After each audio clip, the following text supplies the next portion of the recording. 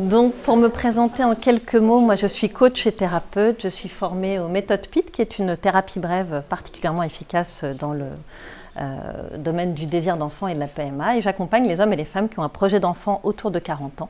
Depuis le questionnement autour du désir d'enfant jusqu'à leur premier pas de parents dans la parentalité, en passant par les problématiques de conception, la grossesse tardive, le postpartum, etc.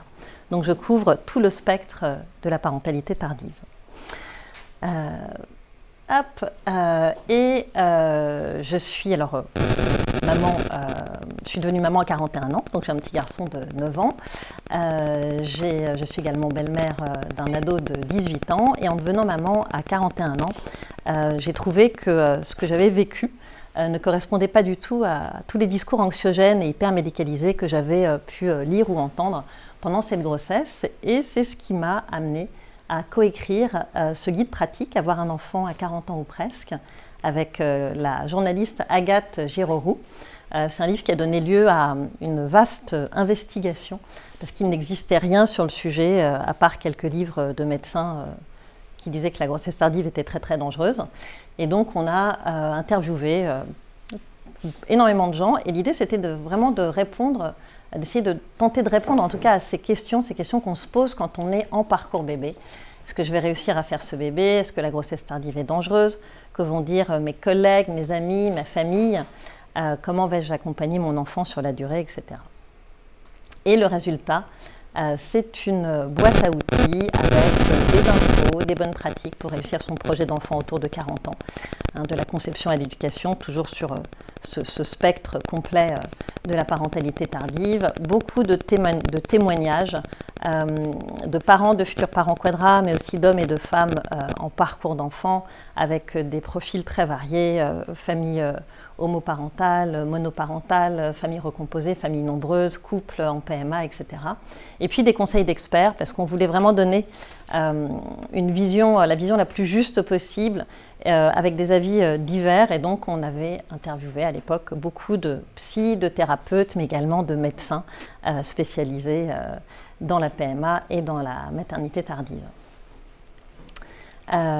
Et puis moi j'ai eu envie, suite à la sortie de ce livre, de poursuivre cette aventure sur les réseaux, parce que 250 pages finalement c'était pas assez pour explorer en profondeur toute la complexité et la diversité de la parentalité tardive, et j'ai créé une communauté, un site web, un podcast avec toujours beaucoup de témoignages de parents, futurs parents, d'experts également.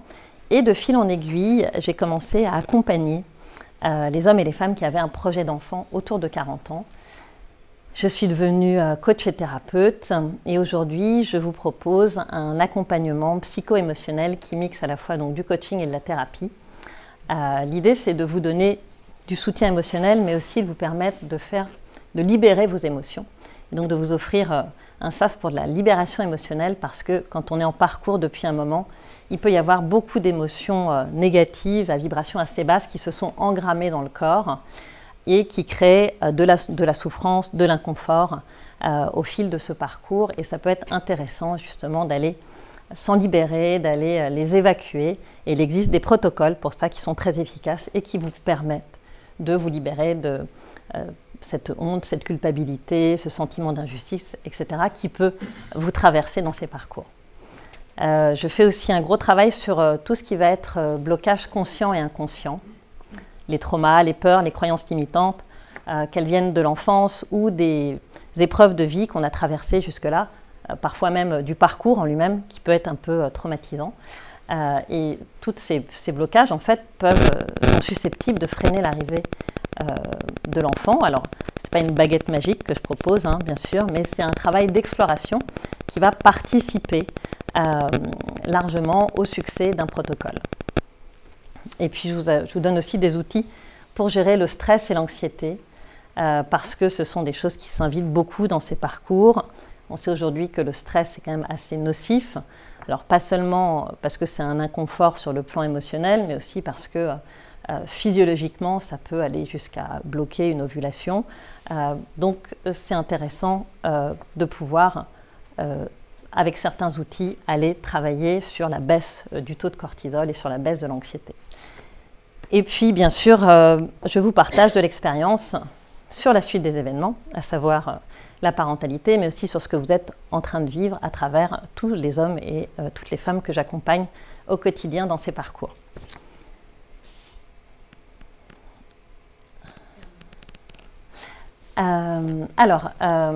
Vous êtes là aujourd'hui probablement parce que vous êtes dans des essais bébés, probablement en PMA, peut-être que vous allez entrer en PMA ou peut-être que vous y êtes déjà depuis un moment.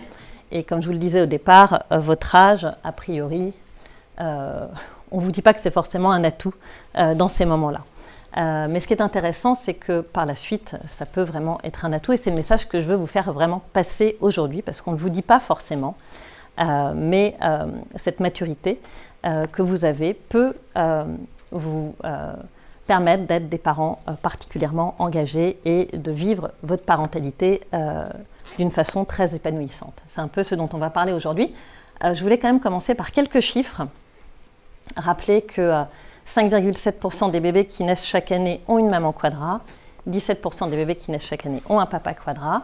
Quand on regarde ces chiffres, on se dit que ce n'est pas énorme, ce n'est pas non plus ridicule, mais on voit bien que la plupart des gens continuent de faire des enfants plutôt autour de 30 ans. Et donc on appartient à une minorité qu'on ne fait pas comme tout le monde. Et le fait d'être un peu en dehors des clous, ce n'est pas forcément évident. Nous, on emprunte un peu l'itinéraire bis, ou la petite route de campagne, alors que la plupart des gens empruntent l'autoroute.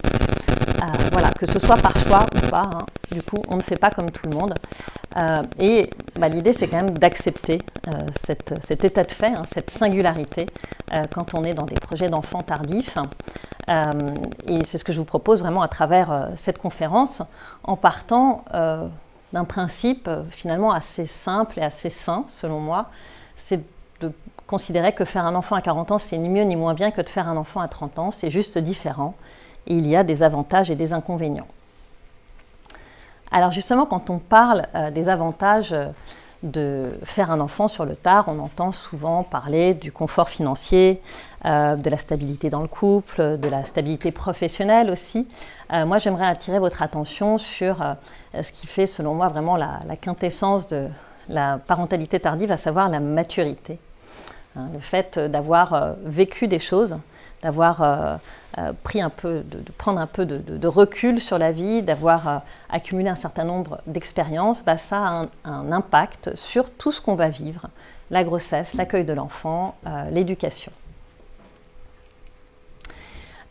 Et c'est vrai que quand on a passé 40 ans, on a pu traverser des épreuves, on a pu se remettre en question, on a pu potentiellement travailler sur soi, éventuellement réparer certaines blessures.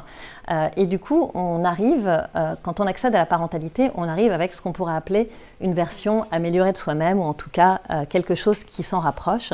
Et ça, c'est un atout considérable pour accéder à la parentalité et pour la vivre de la meilleure façon possible. Et puis, au cours de ces parcours de PMA qui sont plus ou moins longs, on a eu l'occasion de questionner son désir d'enfant. C'est le contexte qui nous pousse un peu à ça, qui vient nous challenger en fait dans ce désir d'enfant. Et ça, c'est particulièrement intéressant, je dirais même ça a beaucoup de valeur, parce que ça nous permet de comprendre pourquoi on a envie de faire cet enfant, quelles sont nos motivations profondes, et d'accéder à la parentalité en conscience, en sachant pourquoi on est là, pourquoi on l'a fait, jusqu'où on a été prêt à aller pour avoir cet enfant, etc. Et c'est aussi un atout pour la suite, parce que la parentalité, c'est pas toujours extrêmement simple, c'est pas qu'une balade de santé. On peut traverser des moments difficiles, et justement, le fait de s'être questionné sur son désir d'enfant en amont, ça permet de prendre plus de recul sur les difficultés qu'on va traverser, et de se rappeler pourquoi on a fait ce choix-là, et pourquoi on est parent. Et puis ensuite, ça a un impact aussi sur la façon dont on va éduquer nos enfants, en étant plus alignés et plus en phase avec nous-mêmes. C'est un peu ce que je vous disais sur le fait d'avoir quand même traversé des épreuves, de s'être un peu questionné, remis en question, et d'avoir travaillé sur soi. Et je voudrais, à ce sujet, vous partager des témoignages que j'ai recueillis dans mon podcast, que je vous invite vraiment à écouter parce qu'il y a des profils extrêmement variés qui peuvent potentiellement vous toucher ou résonner en vous. Et donc cette jeune femme me disait qu'elle avait été tranquille par rapport à cet enfant, qu'elle ne s'était jamais inquiétée. Elle était devenue maman un peu sur le tard et elle avait vécu une grossesse absolument merveilleuse. Et puis une autre maman qui avait fait 2 enfants à 20 ans d'écart me disait que ça avait révélé, être maman à 40 ans, avait révélé son potentiel d'éducation et enrichi la relation qu'elle avait construite avec sa fille.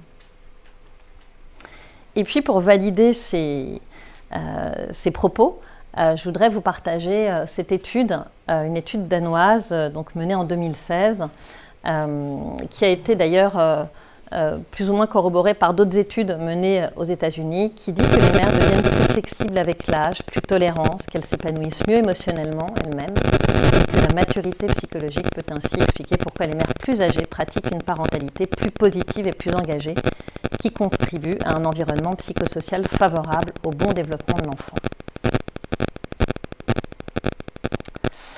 Et c'est vrai que moi, j'ai pu observer ça dans mes accompagnements, c'est que les parents quadras sont globalement plus disponibles pour leurs enfants et plus engagés dans l'éducation. Et si on explore un peu, on essaye de comprendre d'où ça vient, déjà, il y a le fait qu'on a vraiment envie d'être parent. À 40 ans, on tombe rarement enceinte par hasard. Soit le projet a été mûrement réfléchi, soit il a fait l'objet d'un long parcours de PMA. Et du coup, quand on accède enfin à la parentalité, on est complètement prêt, complètement OK pour plonger dans cette grande aventure. Il y a aussi le fait que on n'a pas envie de se rater, on a envie de voir grandir notre enfant, on a envie d'être là à tous les moments de sa vie et donc on va prioriser ça et on va avoir tendance à vraiment s'engager dans son éducation et à se rendre disponible.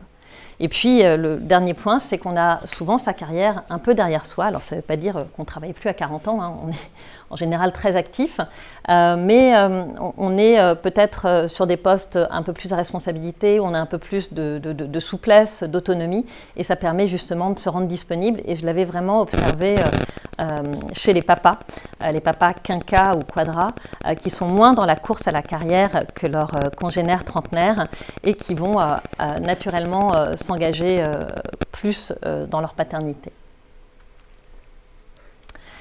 Alors, tout ce que je vous ai raconté jusqu'ici, c'est plutôt très engageant et assez positif. J'aimerais, comme je vous le disais, faire un enfant à 40 ans, c'est ni mieux ni moins bien que de faire un enfant à 30 ans. Il y a des avantages et des inconvénients. Et j'aimerais attirer votre attention sur un point de vigilance qui est l'hyperparentalité. Alors, l'hyperparentalité, je ne sais pas si vous avez déjà entendu ce terme, si vous voyez vaguement à quoi ça correspond, mais c'est une tendance sociétale qui concerne la globalité des parents, à laquelle il est difficile de se soustraire et qui va trouver sa source dans l'injonction à la parentalité parfaite, qui est très importante aujourd'hui et qui ne cesse de croître.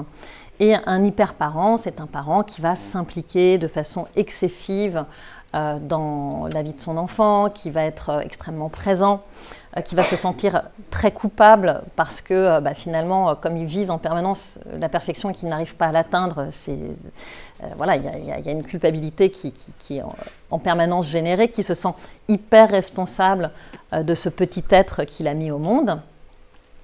Et il faut reconnaître que en tant que parent quadra, on peut être assez bon client à l'hyperparentalité. Alors, je ne fais pas du tout de clichés par rapport à ça. Et l'idée, c'est pas de dire que tous les parents quadras sont hyper parents, mais encore une fois, le fait d'avoir longuement attendu cet enfant ou d'avoir longuement mûri la réflexion, ça peut faire qu'on a un peu tendance à flirter avec cette hyperparentalité.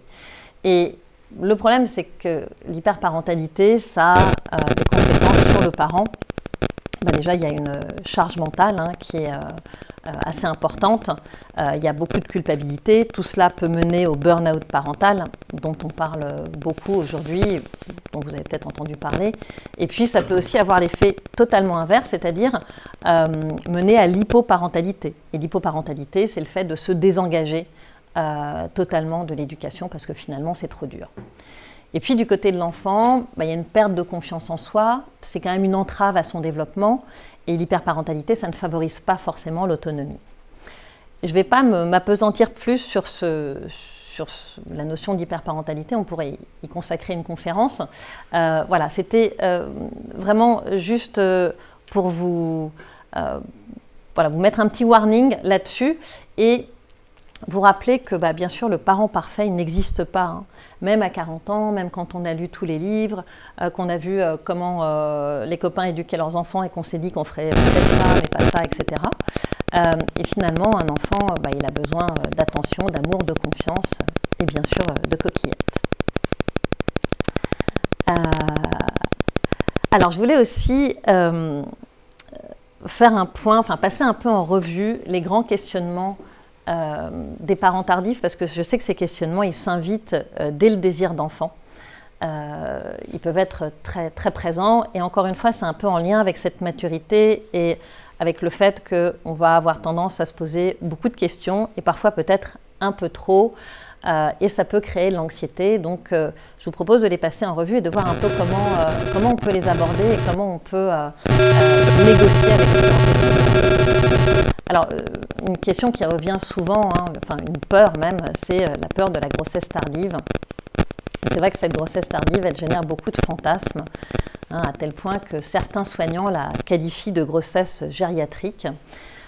C'est dire si la projection est négative quand même sur cette grossesse. Mais quand on interviewe les experts, ce que j'ai beaucoup fait en écrivant mon livre et par la suite avec mon podcast, on s'aperçoit que la plupart d'entre eux s'accordent à dire que la majorité des grossesses passées 40 ans se passent bien. D'autant qu'en France, on a un excellent suivi de grossesse, qu'on ne laisse pas grand-chose au hasard et que s'il y a une problématique qui s'invite, elle va être prise en charge très rapidement. Alors, je vous ai mis les chiffres. Voilà, aussi pour vous montrer que oui, les risques augmentent sensiblement. Voilà, on voit qu'après 45 ans, c'est quand même un peu plus... les pourcentages sont plus élevés. Hormis le risque de fausse couche, qui est directement lié à la qualité ovocitaire qui s'amenuise avec l'âge, finalement, on reste dans des pourcentages qui sont relativement raisonnables. Voilà, pour la grossesse tardive. Après, je voulais vous parler aussi du jugement social et du regard des autres, un peu dans le même esprit que cette peur de la grossesse tardive. Est-ce que je vais passer pour une vieille mère? Est-ce qu'on va me prendre pour sa mamie? À quelle réflexion désagréable vais-je être confrontée? Est-ce que je vais me sentir en décalage avec les autres parents? Alors oui, comme je vous le disais, effectivement, quand on fait les choses un peu différemment, quand on ne traverse pas complètement dans les clous, en quelque sorte, qu'on prend son itinéraire bis, forcément, on va questionner, intriguer, angoisser, et puis ça va générer aussi chez nous des questionnements profonds sur la façon dont les choses vont être vécues par la suite. Et on peut être amené à avoir des réflexions désagréables du type « tu vas faire des enfants de vieux, tu transgresses la nature et la nature se vengera ». Tu es trop âgé pour faire cet enfant, tu mets ta santé en danger, tu en as déjà 2, pourquoi tu en veux un 3e, qu'est-ce que c'est que ce caprice, etc. Ces réflexions-là, moi j'observe on les entend souvent quand on est en parcours, quand on est un peu dans le dur du parcours, que l'enfant ne vient pas et les gens se permettent de porter des jugements comme ça, très maladroits sur ce qu'on est en train de vivre. Une fois que la grossesse est là, déjà, ça diminue. Et puis une fois que l'enfant est là, en général, il met tout le monde d'accord et vous n'avez plus trop affaire à ce genre de réflexion. En tout cas, c'est ce que j'ai observé chez mes clientes, c'est ce que j'ai observé moi aussi de mon côté en devenant maman à 41 ans. Alors, qu'est-ce qu'on peut faire par rapport à ça, par rapport à ces réflexions sur la grossesse tardive ou sur tout ce jugement social dont on peut être victime? C'est vraiment de toujours garder en tête que le problème, il est vraiment chez ces personnes qui vous font ces réflexions, que c'est leur façon à eux d'exprimer en fait leur angoisse, leur peur, peut-être une pointe de jalousie, parce que des fois quand on fait différemment, ça donne, quand on voit quelqu'un faire différemment, on s'interroge aussi, on se demande si nous on a bien fait, le manque d'empathie, etc., mais que ça ne vous concerne pas, hein, ça ne vous concerne vraiment pas, et que finalement la meilleure attitude à avoir, c'est de rester droit dans ses bottes, de ne pas chercher à se justifier ou à argumenter de quoi que ce soit sur son parcours, et d'être vraiment intimement convaincu que vous êtes dans le juste, que vous avancez à votre rythme et que ces réflexions ne vous concernent pas. Et moi j'aime bien cette phrase, qui est très connue, hein, mais qui me semble toujours aussi forte, c'est que la vie des autres n'est que la vie des autres. Autre questionnement qui revient très souvent, c'est évidemment tout ce qui va concerner la fatigue. Est-ce que je vais tenir le coup sur la longueur? Est-ce que je suis encore assez en forme pour me lever la nuit, courir au parc derrière mon fils? Et avec un deuxième enfant, comment ça se passe? Alors évidemment, la fatigue, elle est là. Les nuits blanches, elles sont quand même plus compliquées à 40 ans qu'à 25 ou 30 ans. Voilà, moi je les ai expérimentées, je trouvais que c'était quand même pas toujours très simple, mais cette fatigue, déjà, elle peut se travailler. Hein. Voilà, on peut se prendre en main par rapport à ça, essayer d'avoir aussi une bonne hygiène de vie, un bon sommeil, etc. Et il y a des solutions extérieures en fait pour parer à cette fatigue. Et puis, il ne faut pas oublier que quand elle est anticipée, elle est quand même plus facile justement à accepter. Et ça tombe bien parce que quand on a ces projets d'enfants tardifs, on est un peu en mode projet. Hein, c'est-à-dire qu'on va anticiper un certain nombre de choses. En plus, pour peu qu'on soit sur un parcours qui dure un peu, on a vraiment le temps d'anticiper et de se projeter et de mettre en place tout un tas de choses pour préparer l'arrivée de cet enfant. On essaye de s'organiser au mieux. Alors c'est vrai que quand on est parent tardif, on n'a pas toujours des grands-parents alertes, mais on peut trouver de l'aide à l'extérieur, on peut s'entourer d'une doula, d'une nounou à domicile, etc. Il y a encore des solutions aussi pour s'organiser au mieux.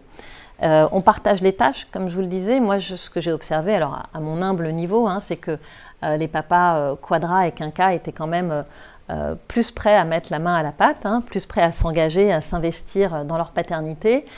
Et du coup, quand on a ce partage des tâches qui se met en place, c'est quand même plus facile justement de faire face à tout ce chamboulement à l'arrivée de l'enfant. Et puis le fait de faire tout ça, d'anticiper davantage, d'essayer de s'organiser au mieux, de partager les tâches, fait qu'on est quand même plus dans l'acceptation de ce qui vient.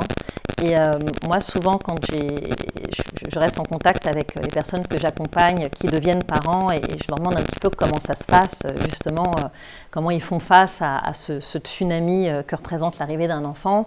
Et je me souviens d'une personne qui m'avait dit, mais en fait, on a tellement attendu, on a traversé tellement de choses compliquées que finalement, se lever la nuit à tour de rôle pour donner un biberon ou changer une couche, ça fait partie de l'aventure et c'est OK et c'est pas un problème. Et puis, je voudrais revenir sur une expression qui revient souvent, que j'ai vraiment souvent entendue dans mes consultations ou dans mes podcasts, justement, c'est la notion de cure de jouvence. Le fait de devenir parent sur le tard fait que vous allez être mécaniquement déjà en lien avec des gens qui auront peut-être entre 5 ou 10 ans de moins que vous. Vous allez courir un peu comme les trentenaires entre la crèche, le boulot, l'école. Vous allez acheter de la puriculture. Vous allez être immergé dans la petite enfance. Et ça, c'est quelque chose vraiment qui maintient dans une certaine dynamique, qui permet aussi de prendre ses responsabilités en fait, en tant que parent tardif, et de se dire qu'on va peut-être se nourrir correctement, avoir une bonne hygiène de vie, faire en sorte de ne pas laisser traîner les choses les petits mots, enfin les choses qui pourraient être compliquées au niveau de la santé. Et alors évidemment, ça n'enlève ni les rides, ni les cheveux blancs, ni les taches brunes, mais ça maintient vraiment dans une dynamique qui est en plus très agréable à vivre. Et je l'ai entendu plusieurs fois. Et un jour, une maman m'a dit je m'identifie plus à une femme de 35 ans qu'à une femme de 45 ans. J'ai l'impression d'avoir gagné 10 ans.